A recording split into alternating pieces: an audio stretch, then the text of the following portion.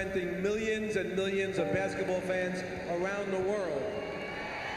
To tell you that you've had a spectacular NBA career. I can't say how thrilled I am to receive this award.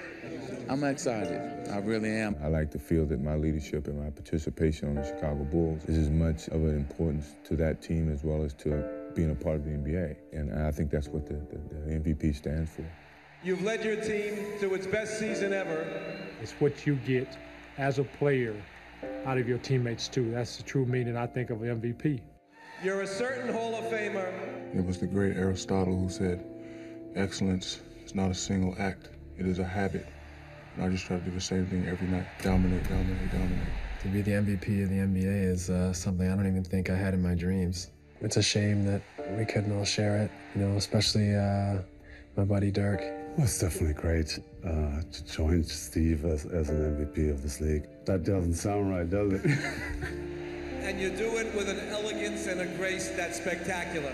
I never would have even imagined I'd be this far along in the NBA. Not until it happened that I believe I could achieve it.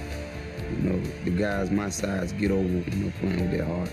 It's just something that I cherish for the rest of my life. Congratulations on being the NBA most valuable player.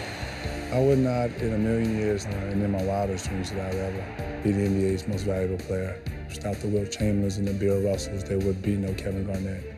I don't know what to say, man. I'm happy that the game has given back to me because I try to give everything to it. I understand that I have a God-given talent. We wasn't supposed to be here.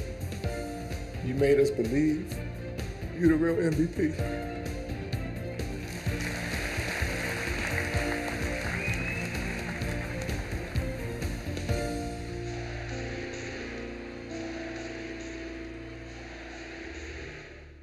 A lot of NBA history right there as we welcome you back to Game Time. Rick Kamla, Mike Dunleavy, and Brent Barry counting down to Game 3 of the Eastern Conference Finals on TNT. And let's talk MVP. As in LeBron James and Stephen Curry winning 5 of the last 7 MVP awards. Both superstars are making history with each passing game.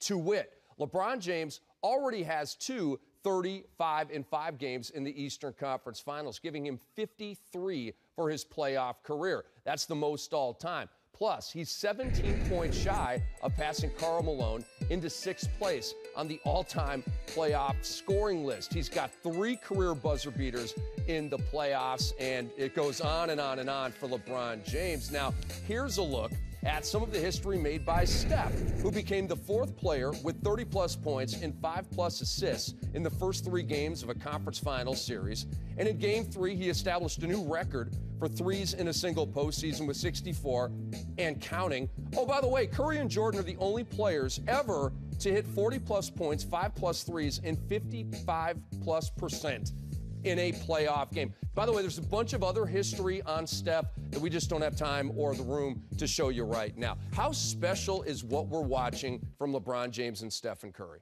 It's pretty amazing. Think about LeBron James putting up those numbers with not shooting the ball well at all from three-point line or long twos.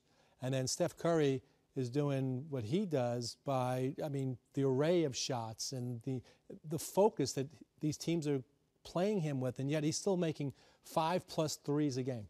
I think the great story behind both of these players this year is what they're carrying with them with regards to their franchises. The Warriors have had a difficult 30 years to get themselves back to be a competitive team, and now on the brink of a historical season under first-year coach Steve Kerr to get to the finals potentially and maybe bring home a title. Cleveland, after everything that transpired last summer and LeBron James leaving the Miami Heat to return back home to fulfill some type of prophecy that he had in his head to bring a championship to the city of Cleveland and to be on the cusp of that given their 2-0 series lead against the Atlanta Hawks and to carry the team the way that he has with Kevin Love's injury, Kyrie nicked up and potentially back for them at some point. But for these guys to carry that sort of weight and have the type of performances that they're having in so many dynamically different ways, I think is captivating to watch. What are Curry and LeBron, Bones, doing for future generations of ballers? Well, I think LeBron James, over the course of his career, and there's plenty of good seasons left to watch and appreciate what he's about, is he has met and exceeded expectations that were so high for him coming into this league as a high school player. I mean, he's amazing. I mean, he's going to go down as one of the top 2 or 3 players to ever suit it up. For Steph Curry, his rise to stardom this year has just been kind of like a rocket ship. I mean, he has just taken off and has been accepting of all the attention, all the accolades, and keeps playing confidently. So to see him be able to shoulder all of that on top of what he means to the Golden State Warriors, it's all great. To me, it's LeBron James showing the kids out there you can be the greatest player in the world, but be a great facilitator, playmaker. And with Steph Curry, it's for all you small guys out there. Hey, just work at it. Look what you can do with hard work, ball handling and shooting. I mean, he's just done amazing. I think he's growing fans all over this world right now. Maybe in the other order, shooting and ball handling, the way the Steph shoots it. We'll put shooting as the priority first.